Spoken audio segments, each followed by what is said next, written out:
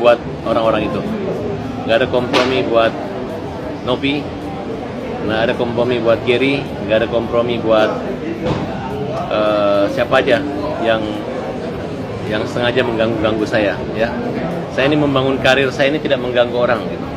Tapi kalau kalian ganggu saya, ya, termasuk kalau ada pengacara, saya kalau pengacara ngelawan pengacara, saya nggak mau pengacara. Tapi kalau ada pengacara ngusirin pengacara juga, itu menurut saya itu adalah penjahatnya pengacara. Gitu, ya. Ya kita kan masalah klien gitu, tapi mungkin ngajarin orang, nyerang rumah. Tunggu saja. Minggu ini kita buat gebrakan lagi.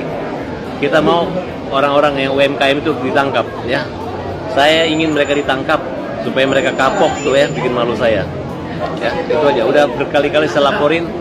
Saya akan gunakan laporan dengan pasal sakti. Ya, pasal yang bisa membuat mereka langsung mewek ya. Termasuk pengacara-pengacara juga kalau bisa ditangkap sekalian.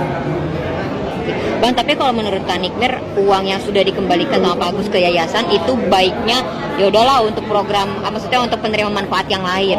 Gimana menurut Abang? Jadi kayak ya udah nggak usah dibalikin lagi ke Pak Agus, berhubung udah ada di yayasan. Nikmer ini urus saya dulu. Kontrakannya pahami dulu lah, beresin dulu. Dengan janji dia mau usaha pas itu dulu dia urus, nggak usah ikut campur dulu di urusan Agus. Biar saya kan nggak senggol-senggol kamu, jadi nggak usah senggol-senggol saya. Saya nggak mau nambah musuh lagi gitu ya, jadi santai aja gitu.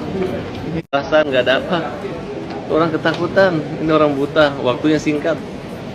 Lu langsung ngambek, lu langsung bilang hey guys, itu apa namanya uang seperti warisan dan lain sebagainya, sehingga mereka takut gitu. Kalaupun yang 300 juta bukan menyerahkan sukarela, ya apa boleh buat daripada malu dipermalukan. Itu aja. Itu kalau dari Pak Agus sebenarnya maunya gimana Bang? Soal pertemuan kemarin maksudnya, sebenarnya mau datang apa? Enggak, karena kesehatannya? Udah nggak mikir itu, udah jalur hukum gitu.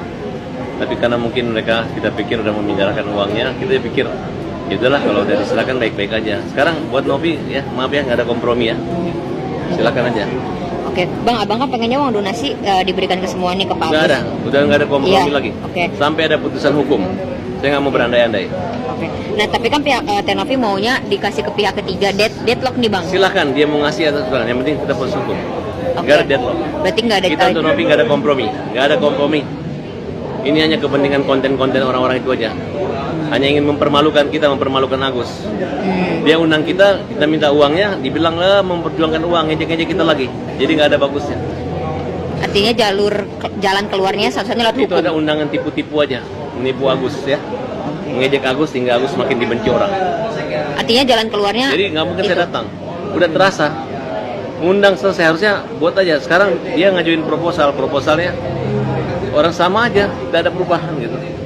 Padahal yang persoalannya lu ngambil uang orang, lu mensandra uang orang, lu memeras, menakut-nakuti. Ya, uang yang udah masuk dana charity, lu tarik lagi yayasan, lu bilang lu yang kelola. Padahal itu dana charity, tidak ada pertanggungjawaban. Siapa aja bisa menerima. Misalnya Ani ada sakit, silakan bantu. Dan kecuali buat yayasan untuk orang buta, berarti banyak orang buta. Silakan dia memanage. Laporan 6 bulan sekali. Kalau memang benar, kalau salah baru ada yang melaporkan, baru diproses.